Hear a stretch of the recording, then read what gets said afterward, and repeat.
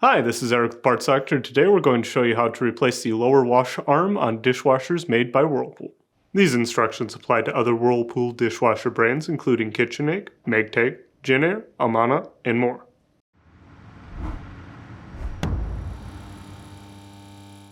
The lower wash arm rotates and sprays water to clean the dishes in the lower rack. If it becomes damaged, clogged, or worn out, it may need to be replaced as it can affect the dishwasher's cleaning capabilities. If you need to purchase a new lower wash arm for your Whirlpool dishwasher, you can check out our website, partselector.com, where we sell parts for all major appliance brands. You do not need to uninstall your dishwasher to complete this repair. To begin, open the dishwasher door. Then, pull the bottom dish rack forward and lift it up and out. The lower wash arm is held in place by a rotating coupler.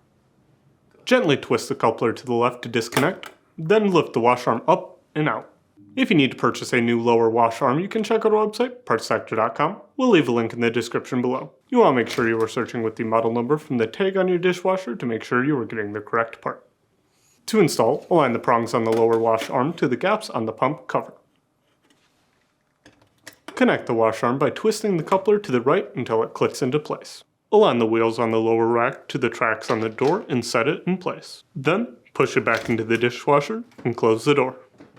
That's it for today's video, and if you found this video helpful, make sure to leave a like and comment down below, and for more videos like this, please consider subscribing.